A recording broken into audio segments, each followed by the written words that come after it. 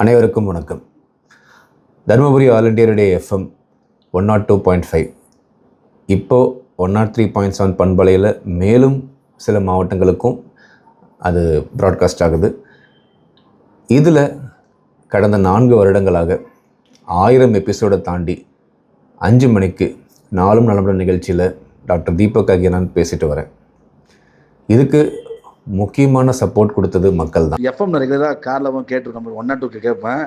ஒரு லேடி சொல்கிறாங்க, சார் நான் ரெகுலராக தீபக் சாரை பற்றி நான் நிறையா ஸ்டோரி போடுறாரு கேட்டிருக்கேன். பசங்க வளர்க்குறது இல்லாமல் மற்ற நிகழ்ச்சியும் மற்ற விஷயத்தெல்லாம் சொல்கிறாருன்னு சொல்லி உங்கள் பேரை சொல்லி ஒரு பொண்ணு இது பாராட்டுது. குழந்தைகள் நலத்தையும் தாண்டி பொது நலம், சமூக நலம் சார்ந்த சில விஷயங்கள், சில சமயம் விளையாட்டு நிறைய பேருக்கு பிடிக்குங்கிறதுனால அது சார்ந்த விஷயங்கள், அதுலேருந்து என்ன கற்றுக்கலாம், இந்த மாதிரி பல விஷயங்கள் நான் பேசியிருக்கேன். இது எல்லாத்துக்கும் வரவேற்பு கொடுத்துருக்கீங்க. ஸோ மக்கள் உங்களுக்கு நன்றி. ஆல் இண்டியா ரேடியோலேருந்து ஆர்ஜே பாஸ்கர் பேசுகிறேன். நம்ம 102.5ல் நம்ம தருமபுரி பண்பலையில் டெய்லியும் ஈவினிங் டைம் ஆனாலே பார்த்திங்கன்னா நம்மளுடைய டாக்டர் தீபக் அவர்களுடைய நாளும் நலமுடன் நிகழ்ச்சி ஒளிபரப்பாகிட்டு இருக்கு. அந்த நிகழ்ச்சியில் குழந்தைகளுடைய நலன் அப்படிங்கிறது தான் முழுமையாக பேசப்படுது. அதில் இன்னும் தொடர்ந்து பேசிகிட்டே இருக்கிறாரு. குழந்தைகளோட நலன் மட்டுமே இல்லாமல் பொது நலனும் பேசுகிறாரு.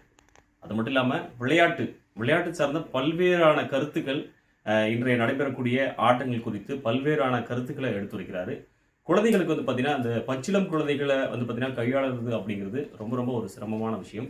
ஆனால் நம்மளுடைய டாக்டர் தீபக் அவர்களுடைய நிகழ்ச்சி கேட்டிங்க அப்படின்னா இவ்வளோ ஒரு ஈஸியான விஷயத்தை இவ்வளோ நம்ம காம்ப்ளிகேட்டடாக எடுத்துக்கிறோம் அப்படிங்கிறது தான் உண்மை, அது நிதர்சனம் அப்படின்னு சொல்லலாம். ஏன்னா அந்த அளவுக்கு ஈஸியான மெத்தட்ஸை தொடர்ந்து நமக்கு சொல்லிட்டு இருக்கிறாரு டாக்டர் தீபக் அவர்கள். சாரோட கிளினிக் வரவங்க எந்த மாதிரி சுச்சுவேஷனில் வராங்க, எப்படி அவங்கள ஃபேஸ் பண்ணுறது அப்படின்ட்டு நிறைய விஷயம் அவர் சொல்லுவார்.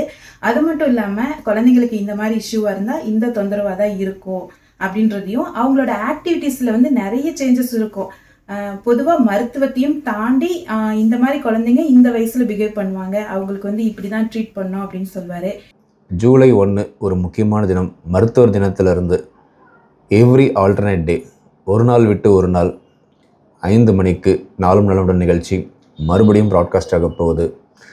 இன்னும் பல எபிசோடுகள் உங்கள் ஆதரவோடு நான் சமூக நலம் சார்ந்து, குழந்தைகள் நலம் சார்ந்த பல விஷயங்கள் சொல்கிறதுக்கு தயாராக இருக்கேன். அவர்களுடைய சேவை இந்த 1000 எபிசோடு மட்டுமே இல்லாமல் 10,000 எபிசோடாக வரணும் அப்படிங்கிறது எங்களுடைய ஆசை.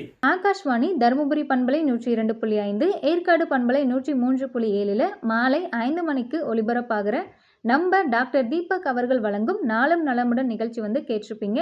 அப்படி கேட்கல அப்படின்னா தொடர்ந்து கேளுங்க. ஏன்னா இந்த நிகழ்ச்சி மூலமாக டாக்டர் தீபக் அவர்கள் குழந்தைகள் நலன் கருதி நிறைய தகவல்களை நமக்கு சொல்கிறாங்க.